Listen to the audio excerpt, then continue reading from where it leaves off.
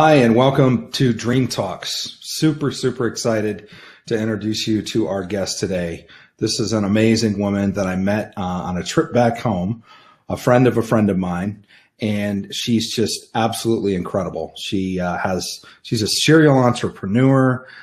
She's got so many stories to tell. She's an accountant, but not a typical accountant. She's a fearless single mom who also has military tactical training and is not afraid to stand up to anybody, including the IRS. So she even has a holster company, and she's deeply involved and integrated into her life and her practice, dreams and spiritual intelligence. So let's welcome Shanyn Stewart. Hello. Hey, how are you? I'm well, thank you. Thank you for having me. I'm excited to dive into this. Yeah, I'm super excited to have you on the show. There's just so much that we met, I think it was over Thanksgiving, right? I think so. Yes. You know, and we had coffee and I had a chance to talk, and I heard about a little bit about your background, and I was just kind of blown away.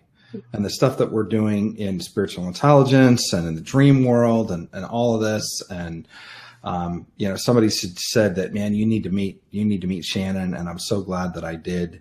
And we wanted to interview you. And boy, you got some incredible stories to tell. I mean, there's some people that have some okay stories, and then there's blow you away type of stories. And you have the blow you away type of stories.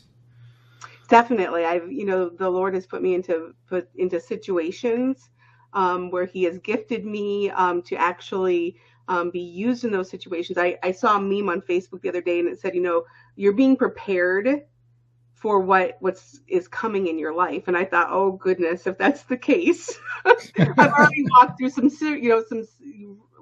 serious journeys. And so, we're never taken where we can't actually navigate out of. And using spiritual intelligence is really important, and it's available to everyone. I think that's what the key is when I think of what you're doing and the memos from the home office that I do. So. Yes, I can't wait to get into memos. And, let's start on the dream side, though. You're a tax accountant, but you're more than a tax accountant. So explain to our guests what you do. So I am a tax strategist. So I help entrepreneurs actually pay less. We don't realize that, our CPA is charged with filling out an error-free return. However, they're so busy doing that they often cannot be proactive. And so my firm is proactive tax planning. So we help to mitigate taxes for entrepreneurs in, mostly e-commerce, real estate, and so forth. Wow, that's cool. So you do a little bit of financial advising, a little bit of tax stuff, a little bit of fighting with the IRS on behalf of wonderful business owners that may have got into a little bit of trouble. And so you're kind of the all-around tax ace in the hole that people need in their business. Yeah, we really try to be, kind of all-encompassing and holistic. So we try to be kind of that one-stop shop where people have the opportunity to know that they're getting tax strategy. I serve as a concierge CFO for clients. And then we do have a representation arm of our business as well. So if they have an IRS problem or they encounter an IRS problem, we can go to bat for them. And then we also have an investment arm as well. Wow. So now the investment arm, you told me a story about the investment side, which I thought was super interesting. It involved a knock at your door one day. Yeah. And so tell us that story. I'd rather you tell it than me try to plagiarize. I have always, from the time I was actually a little girl, I've had dreams. So my first dream, I remember waking my mother up and saying, you need to go right now to Grandpa because he's had a stroke. He's going to be okay, but you need to go now. And I was about 10 or 11 at the time. And my mother would say, this is not right that you have these dreams. Like, this is not, like, she would try to dissuade me from telling people, well, I had a dream about you or what have you. But I've always had the ability to dream. And so as a financial advisor, when I have dreams about the markets, I pay attention. Now, one of the things is that you have to be very careful as a professional. You can't just go to your most clients who are not in tune to those people who dream or have prophetic ability to be able to say, you know, I had a dream that the market was going to crash. They want you to back it up with facts and figures and statistics and indexes. So on several occasions from 2008, right before COVID, and then my most recent dream in June, I've been able to try to start to pinpoint what's happening in the market. Now, by saying that, when you pinpoint that the market's going to crash and you begin to move people to cash without necessarily, that just by your gut, like, I'm moving you to cash because my gut tells me to. Sometimes government agencies and so forth, or if you're with a broker dealer as your arm of supervision, they don't really like that. Because you have to give a solid recommendation based on facts. And I've been told more than you can't go on your gut feeling because we live in a world of facts. And I do live in a world of facts and figures. I'm an accountant by trade. However, when I've had these dreams and then I've moved subsequently my clients to cash, it can create kind of like a red flag, like, why are you doing this? And I remember in the crash around 2008, I have money managers. So I have an RIA, and at the time I was with a broker dealer, and I have money managers, and I was like moving my people to cash prior to the crashes. And I had these money managers trying to talk me out of it. Like, look, things are going great. You shouldn't be concerned. Everything's going to be fine. And I was like, no. When I have a dream 3 nights in a row, that's kind of my pattern. And so we moved in 2008. We moved. The markets were kind of jittery, and we were down about 10 or 11%. And I said, move to cash. Everyone tried to bulk at me. Some of my clients tried to bulk. My supervisors at the time bulked, which created. I ended up in an audit for a couple of years because I couldn't. My gut told me to do something. I did it. It was the right thing for the client, but it was questioned from that point. So you have a pattern of having like 3 dreams. So you had 3 dreams culminating 3 days before the crash of 2008? Well, it actually was about about three months. So I have kind of a pattern as well. It was like 3 to 6 months usually prior to something happening. I dream of it. Okay. But I will be given in my dreams markers. So I dream, and it's funny because like the dream I had in June, I'm always reading a newspaper, like an old, like I can see the print. It's in black and white, and then I can see the graph of the markets in red. Wow. And so that's kind of my visual to pay attention. Pay attention as I'm reading the paper of what's happening on the graph of what the markets are going to do. So can you read the words in the newspaper? I can. Really? Because they say you're not supposed to be able to actually read anything in dreams. So it's fascinating that, that people are always like, well, how do I know if it's a God dream? I'm like, well, I believe dreams come from God anyway. But the idea that, there's these certain kind of urban myths around dreams that, well, God will never give you a dream about the stock market because, his purpose isn't just to make you rich, or and I'm just like, I love how people put God in a box. And they're like, well, God would never make me afraid in my dream. So if I have a bad dream, it must be from the devil.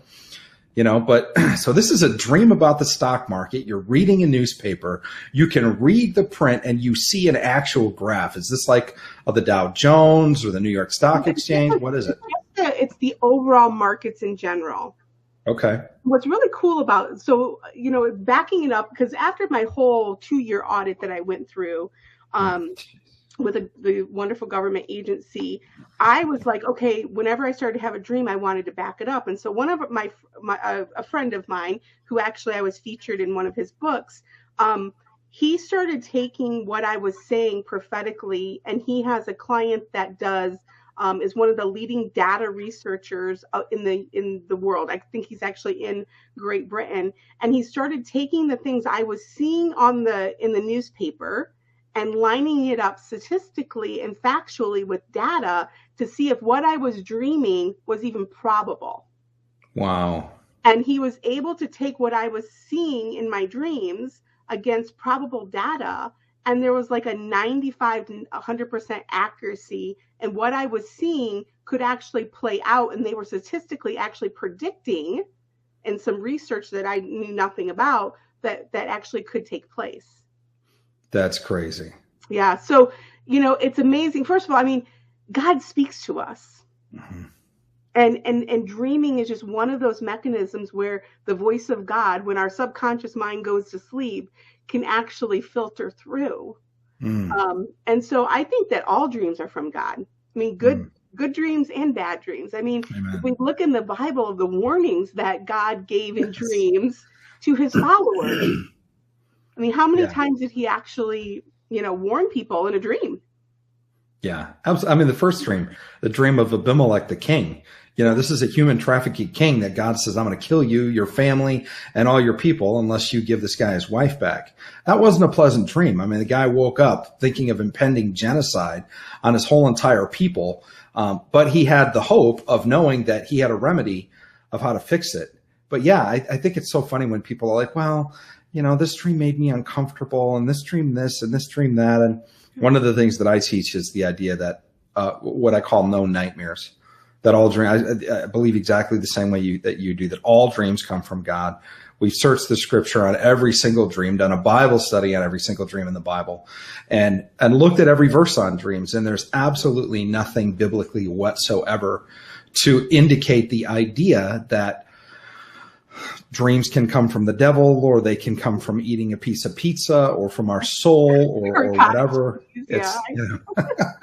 I have a client who says to me, every time I eat cottage cheese, I have a bad dream. And I'm like, well, first of all, don't eat cottage cheese. I mean, that's maybe what God is telling you here. But I think one of the things I always get from clients is that God would not give me a dream that would help me be rich or be wealthy. Mm-hmm. And I always think of, in Genesis, in Jacob's dream, yes, which basically was a strategy of wealth transfer. And I think that's so important that, God loves us so much, and everything in my mind. So I used to be a pastor as well. And, I used to teach that, everything that we have belongs to God, including the money and the wealth. And so why would he not give us dreams to protect that which is his? So a gun-toting pastor escaping foreign countries. I'm not going to say the mafia was involved in any of your life, but I'm just saying you live an interesting life. You have a holster company, former pastor, now financial strategist, and prophetic seer dreamer. Wow. You have an interesting life, Shanyn. I do. I'm very fortunate. I really, I'll tell stories. I'll share stories with like my mastermind groups and things. And they're like, this is only a Shanyn story, and I think it's normal. Like it's a normal everyday occurrence. Some of these things that happen in my life, because I think that when you start to come into a space where you walk with the Lord, but you walk in such a way that you expect, and you live in anticipation of dreams and miracles and signs and wonders, then you're more aware of them and you see them. And it's a testimony to those people who are working towards, being seers as well. That's so good.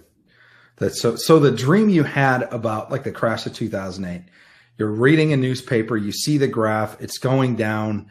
Did you have any idea of time frame? Was that all there was to the dream, or were there more details? So in my dream, so we were down about 11%, if I remember correctly, about that time. And I remember talking to the money manager and being like, we need to move to cash now. Now, in 2008, there weren't a lot of different mechanisms that you could use to have downside protection.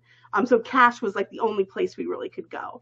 And so I remember saying we need to move to cash, and everyone balked from that standpoint. And I said, I saw in my dream a 50% drop. And everyone told me I was crazy, because when had that ever happened and known it's, since the Great Depression? And I said, well, I had the dream 3 nights. And luckily, one of my money managers is a really strong Christian. So when I finally said, look, this was a dream from God, you pray on it and tell me. And he was like, he prayed, he came back, he's like, we're moving to cash. Wow. Now, from that standpoint, I just knew it wasn't necessarily like I saw it in my dream, the 50%. so I hear out of my right ear. I know that might sound funny, but I heard 50%, and the markets did continue to fall. Mm-hmm. Yeah, I lost 40%. They crashed in 2008 on my portfolio. Mm-hmm. So, wow, if only I would have known you back then. Yeah. So, and I think what's pretty cool is, in June, so I have a group of kind of, so I have clients and so forth in a group that engage with me from that standpoint. And some of the things that we're seeing now, I had a dream in June of 2021. And so I laid out a timeline of what would be happening from the dream that I saw. But again, it was me reading a newspaper. This time, I saw certain things. I saw certain things holding steady. Like I saw in my dream silver holding steady. Now there have been some prophetic words that silver like doubles and so forth, but I heard it being consistent. And then around 2023 through 2025, I actually saw the dates on the calendar from that standpoint. And I kind of have everyone in a Telegram group, and I wrote in June of 2021 that the markets would begin to slip mid-December towards end of December and continue their slide. But it wouldn't be like a crash of 2008. It would be, I saw in the newspaper as I was reading it, it was a gradual, like, it was like, okay, the headline, September 22nd. I don't know what this means. September 22nd was September 22nd on the newspaper.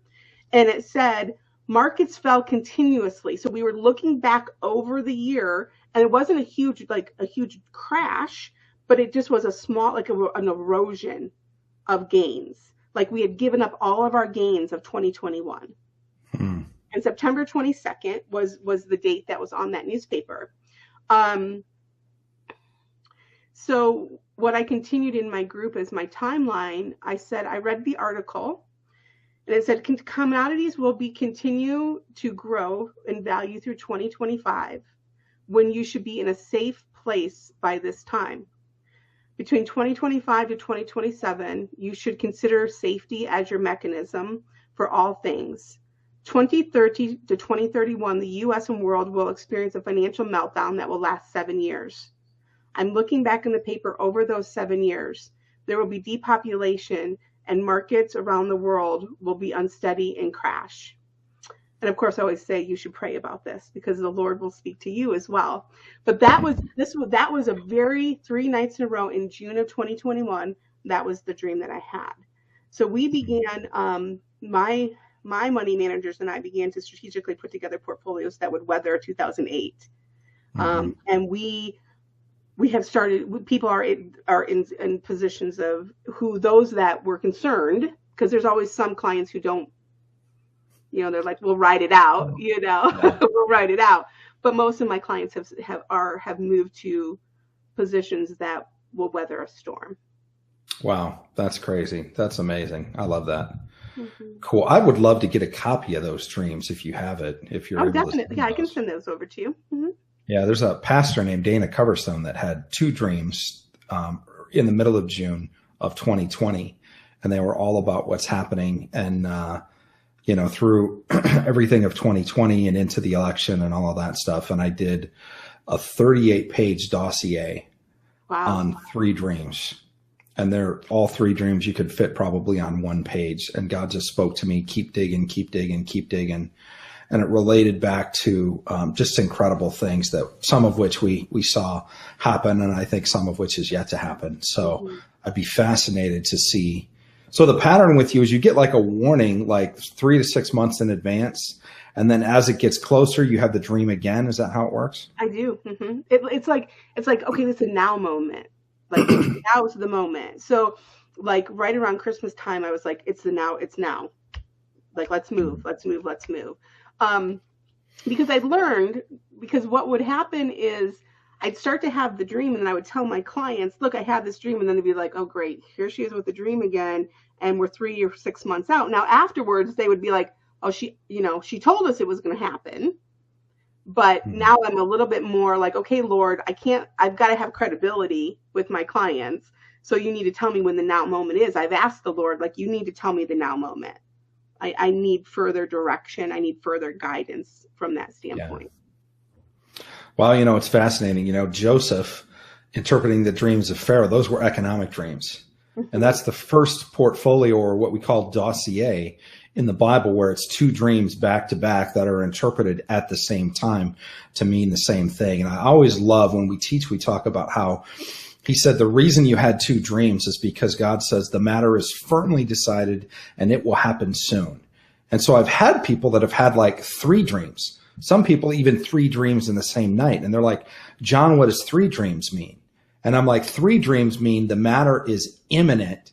It's happening now or within the next several days. So it's interesting that when it gets to the point that you've had 3 of these dreams, like the market is moving right now.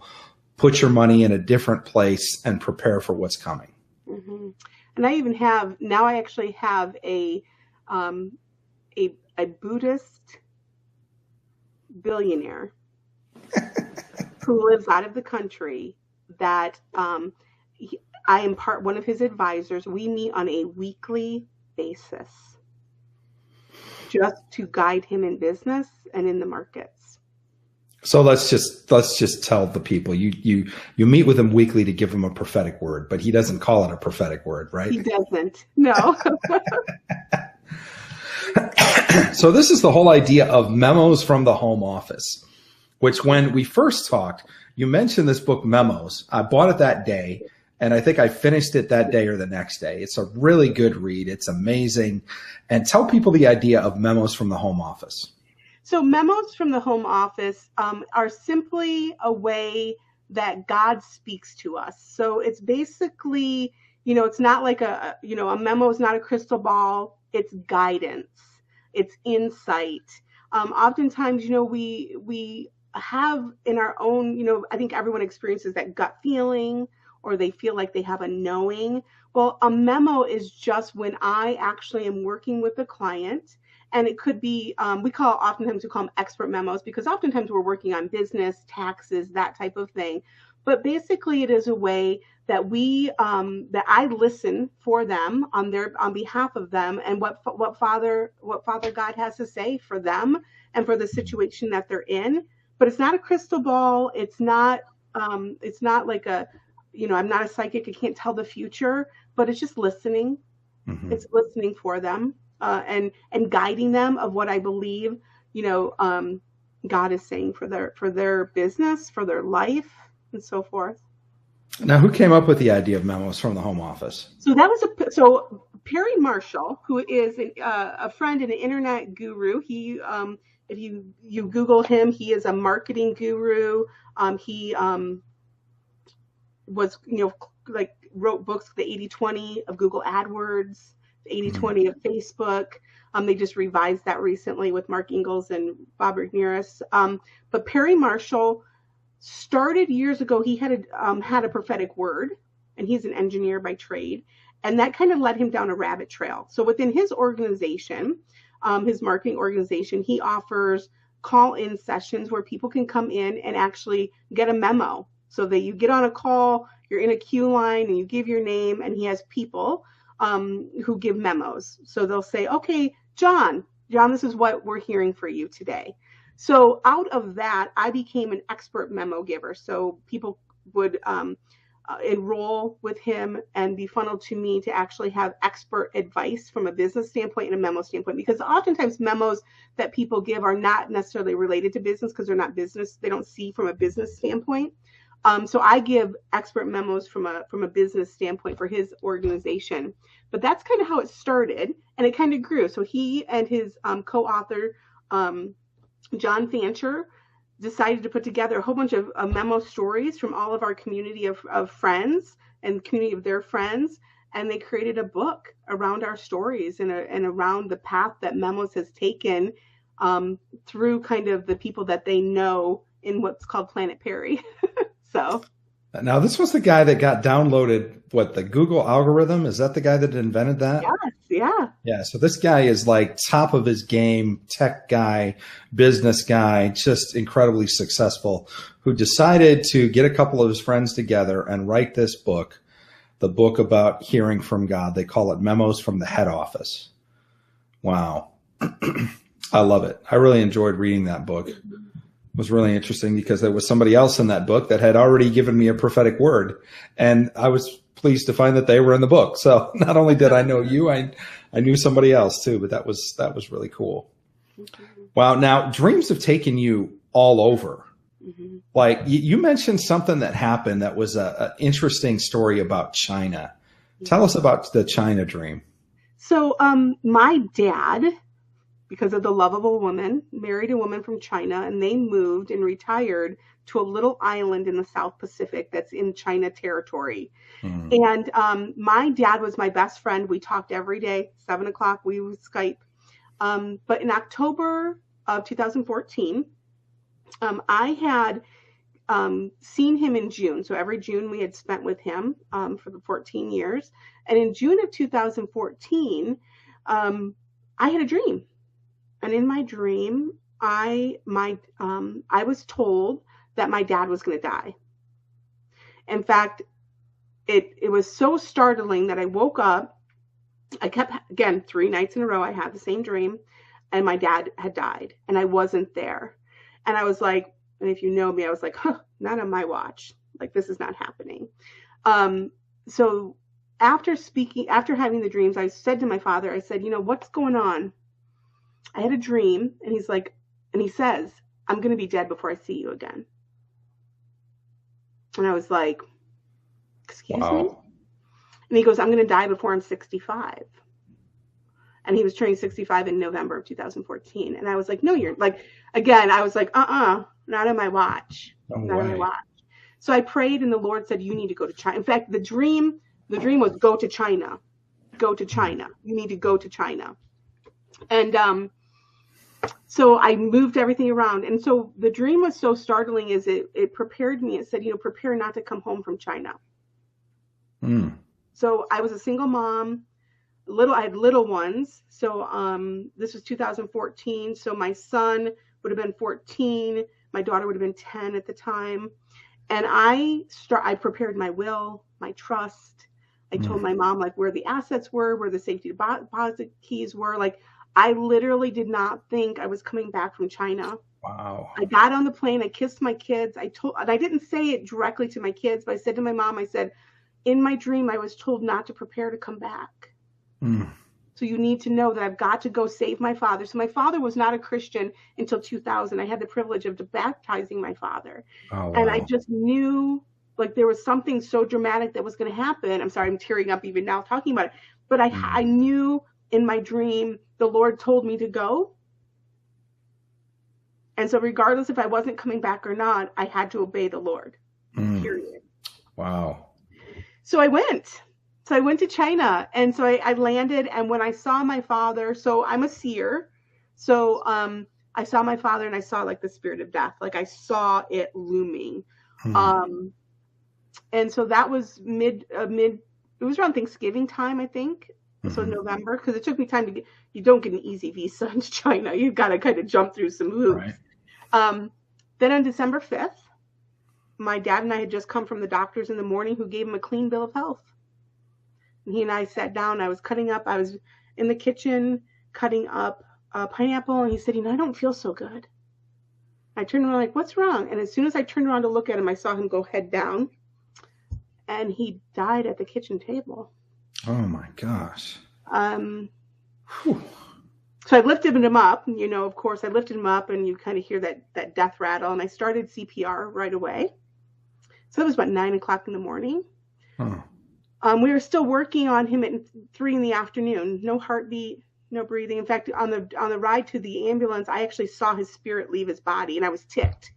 I was ticked off because I was like, you promised me you would never, we have a thing in our thing, Ohana means no one gets left behind. And I said, you promised me you would never leave me. Now you've forsaken me on this island. I don't know the dialect. I have no money. the officials don't know I'm technically here, and now you've decided to die. Like, I literally was in the back of an ambulance yelling at him, right? Get back in here. I command life where there is death. I mean, I just was everything I could think of as a pastor. Mm-hmm. But here's the cool thing about God. In 2010-ish, I kind of exited from the church, and I went to a conference at Global Awakenings, Randy Clark. So Randy Clark used to be American Baptist pastor. I used to be American Baptist pastor. He had the move of the Holy Spirit through his church about the same time I did. Our denomination got wonky. So he had started Global Awakenings. I had gone to a seminar, and I remember sitting in the seminar with a man named Mahesh Javda. I don't know if I'm saying that correct. Yeah. Uh-huh. And he said, I remember sitting there, and I just was, sometimes when you're in the church, you get wounded, and I was just feeling kind of yucky. And so here comes this man from India, and he comes up and he's pastoring this huge church in the United States. And he says, I've prayed for thousands who have died, and I've only raised 311. And I was hung on every word, because I was like, what? Like, people are still raised from the dead in the United States? Like, does that happen? And I remember sitting there thinking, when am I ever going to raise someone from the dead? Like, that doesn't happen, does it? And it was the first time I had seen the Shekinah glory. Like, it was all over him. And I just remember that moment. And so I'm in the back of this ambulance in Hainan, Shanghai, China, and my dad's spirit leaves his body. And now we're in the like field hospital, not like what we think of hospitals, like, just this room, and everyone's working on him, and there's no heartbeat, and I'm breathing for him. There goes my eye, sorry. I'm breathing for him. His friend is doing compressions. And about 3:00 in the afternoon, a government official came in, and he said, we need to talk to you. And so they said, where do you want to send the body? And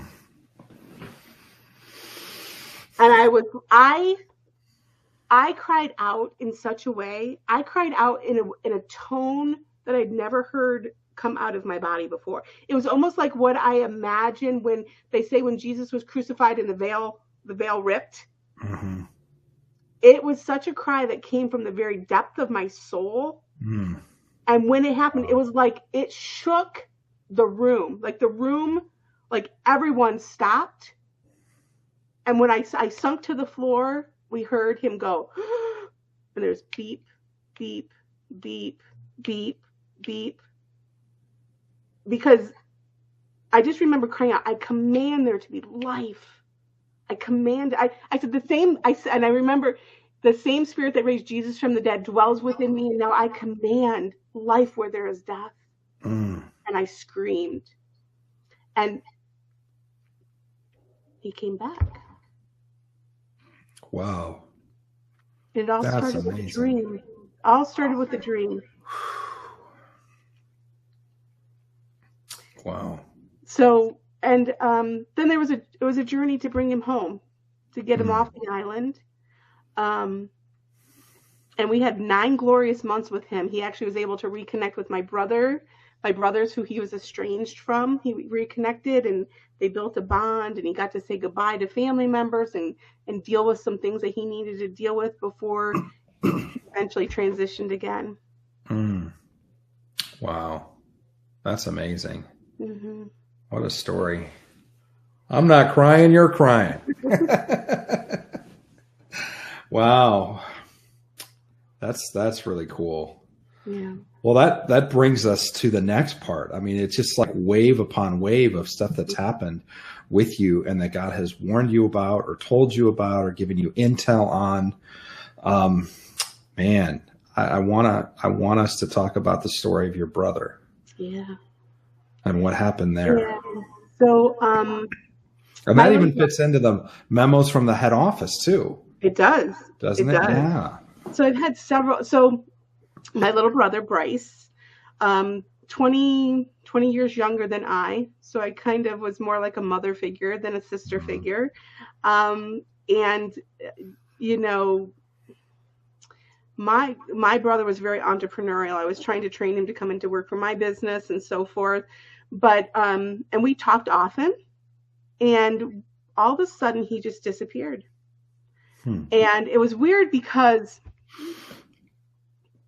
you know, when you just know something's wrong. So this was before something was not right. And so this was like a Tuesday or Wednesday. I sent him a message and said, hey, what's up with you? There's something wrong. Something's wrong.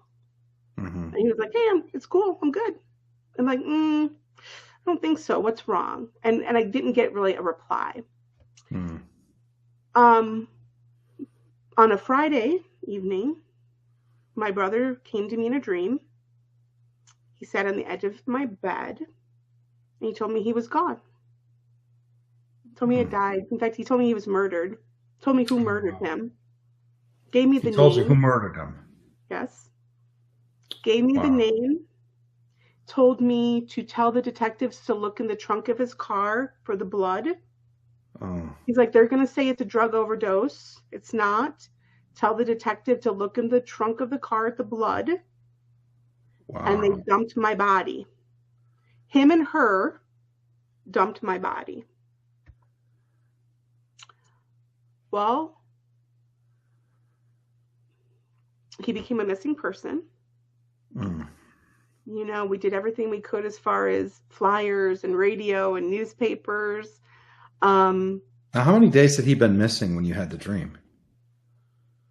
He wasn't technically missing yet. Oh, my goodness. So you had no idea what was going on at that point. No, he wasn't answering messages. He wasn't answering Facebook. You know how like you go on Facebook Messenger and you can see when they were last active? Yeah, yeah. When I had gone on there, like last active 11 hours ago. Wow. So this was it was like when he transitioned, he came to me right away. Oh. But then, you know, you should, again, getting myself in trouble because when the detective reached out to me for questioning, I said to him, my brother's dead. He came to me in a dream. And I said, my brother told me to ask you about the blood in the trunk of the car. And he goes, well, how do you know about the blood in the trunk of the car? And I go, because my brother told me in a dream. Did you not understand what I just said to you? I'm a dreamer. My brother told me in a dream. And he said, well, ma'am, we have to go on facts. Got to go on facts. Can't go on dreams. You know, and so from that standpoint, it was very difficult because I knew that my brother didn't run off, that he didn't just disappear, that he didn't go start a life someplace else, that he was gone. And so a year goes by. A year. So that was August. And Labor Day of the following year, they find his body. Now, in the middle of that time, I had gone and worked with someone for another memo from the home office for them to actually give us more insight. So I went to a friend of mine. I said, I know you get memos. Am I crazy? He's dead. Is he not? Well, let me go back here. Talk about Perry Marshall's memos from the home office. Yeah, you were on a call or something and they saw your name. Yes. Yeah. So they saw my name and they said, if you hold the line, if you have somebody else you want us to listen for, please tell us. So I decided I'm going to wait. And this was like my first memo call. Now, I wasn't involved in the community real in depth and so forth yet. And so I said, I need to know about Bryce. And so the gal says, you know, he's showing me that he's looking down, like he's looking down from the planets. He's showing me outer space and he's looking down from a new perspective and he sees things so much clearer. But it's like he's in mud or muck. Like he's telling me like he sees things so much clearer. Things weren't what he thought they were, but he feels trapped. And then the next one said, well, it's like he's in a periscope out of a submarine and he's looking around and he sees things everything is so much clearer now. But like but that was my cue. When I heard those things, I literally went to bed for 3 days and just sobbed because that was my confirmation. He saw things from a different perspective. Yeah. He was no longer here on this earth. He was looking down on this earth. And stuck in the mud too. And that's where they found him, right? They did.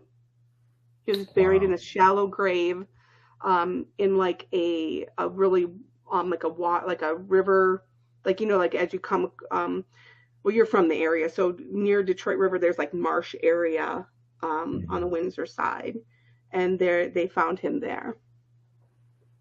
And the person who I told the detective murdered, who was involved in his murder, was one of them that was convicted on lesser charges. The people that were convicted on lesser charges, but they were convicted. Now, didn't your brother, when he appeared to you in this dream, he gave you like the details? He said, here's how they murdered me. Here's where I am. Here's where the body is. It was these 4 people involved. And you had probably a very strange discussion with the police officer where you said, you know, where he then came back to you with, listen, ma'am, we can't go on dreams. We got to go on facts and blah, blah, blah. And then wasn't it like a month or 2 later that they apprehended one of the people that you told him was involved? But actually, it was a year later. A year later. Wow. It was a year later. So it was Labor Day that we found his body. And I did the funeral. And one of the things is when I looked in that room, I knew the people who were involved were in that room. That was so hard. But I was coming back from a meeting. I belonged to a mastermind, or belonged at the time to a mastermind of Perry Marshall's. And I was coming back from Chicago, and the detective called me on the phone. I was in like that Chicago loop that, you know, like you're stuck in traffic. Yeah. And he called me and he said, we've apprehended. So one of them had already been apprehended. The other one, this woman, got away. She was in custody and she got away. I was like, how does someone get away? You know, like you just turn around, like you didn't handcuff her, you didn't put her in the back of the car. Well, you know, if I learned anything, so Perry Marshall's a marketing person.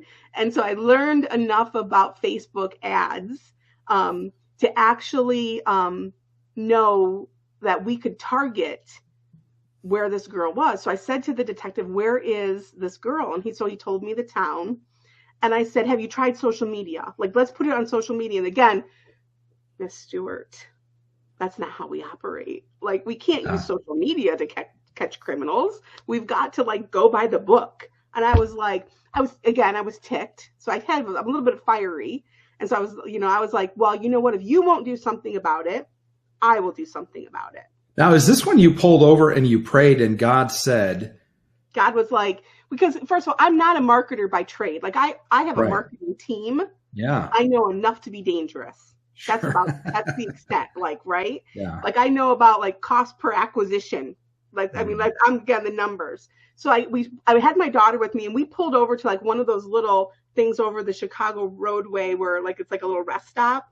And I just went to the Lord. Like I was just having conversation because I just was not happy. Like I was irked. And I was like, you know what, Lord, this is ridiculous. This is ridiculous that my brother was murdered and everyone's going scot-free. And he was a child of God and I'm a child of God. And now I want justice. Wow. And he was like, Facebook. Again, I hear Facebook ad.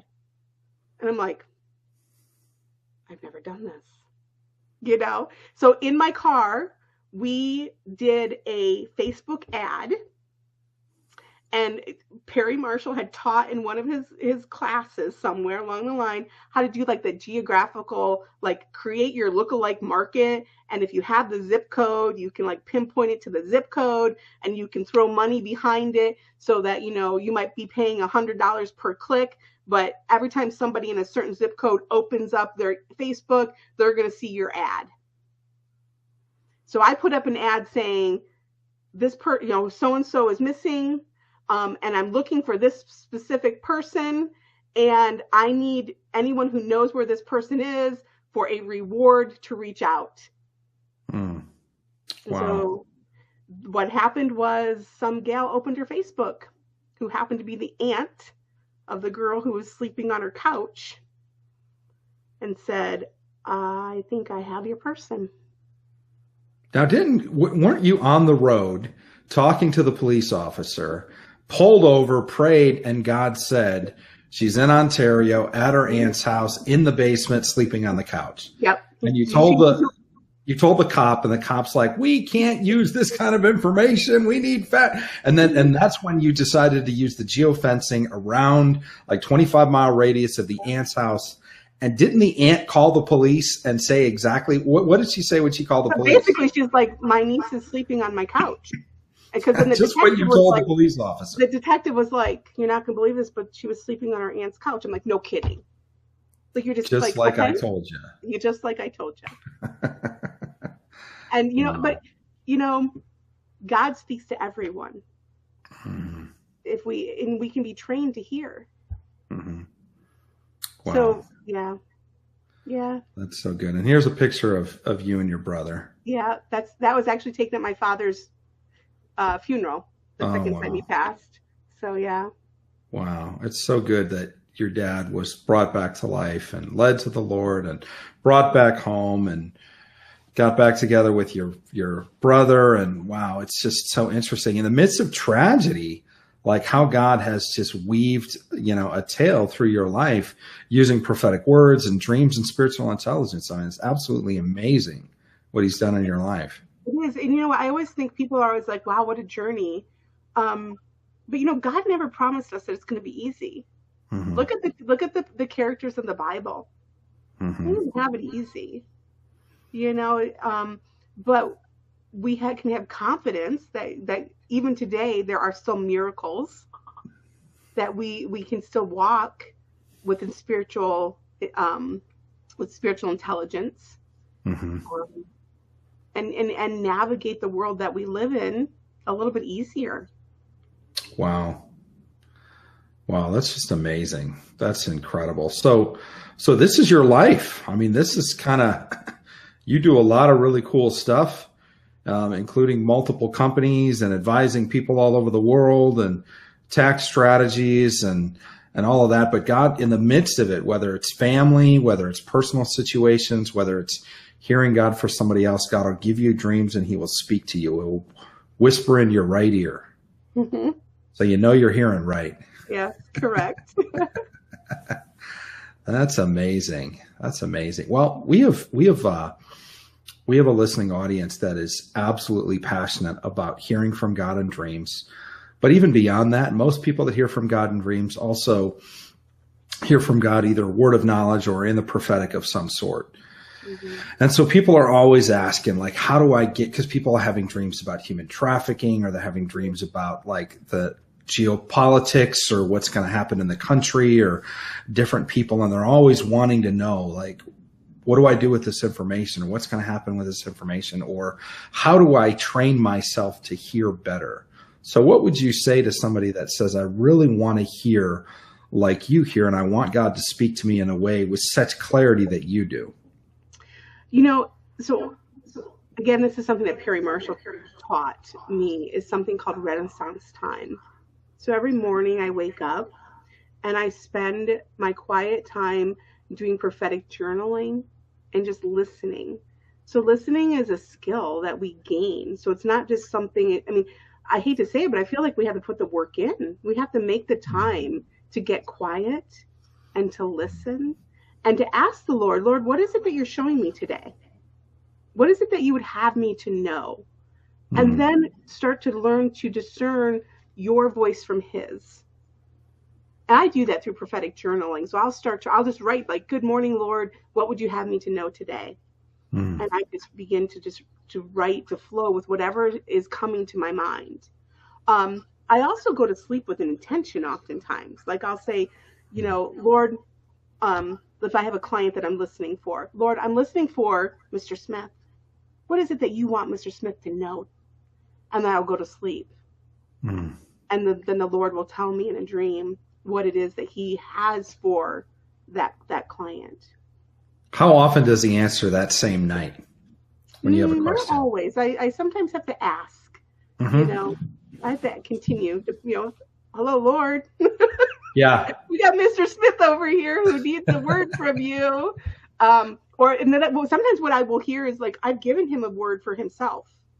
And I'll be like, ooh, okay. Ooh. So sometimes my prophetic gift is not necessarily all loving and kind. I'm one of those, I kind of have a prophetic gift that sometimes I'm called to like tell you like it is.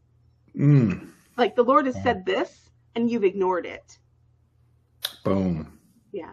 So, and I'm okay with that. I know that not all those with prophetic giftings are all in loving kindness. It's always truth and love, though. Yeah, for sure.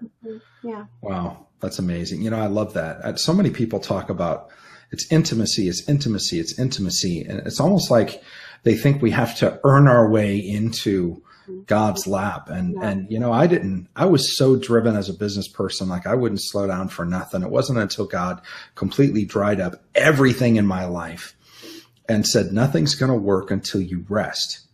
And it was during that time, it's like 3 to 6 months. I just laid on the floor of the prayer house in Redding, California, and did absolutely nothing. And I was so frustrated because I'm like, I'm not even saying anything. Like if I was still Catholic, at least I'd get points for saying Our Father, you know, 400 times a day. But, you know, and then after like 2 weeks, I just, you know, it worked out of me, that desire to have my agenda when I approached the Lord.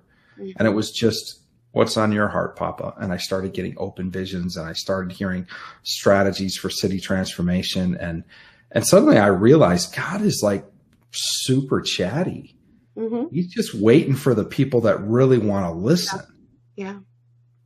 I just had yesterday, I had a movie producer's wife reach out to me, and she is going through a spiritual awakening. And so her and I are going to work together in an engagement to help her learn to listen. And when I said to her, you know, it begins, first of all, his burden is easy and is light. So if it feels like work, you're probably trying too hard. Yeah. And it really starts with rest. It really does.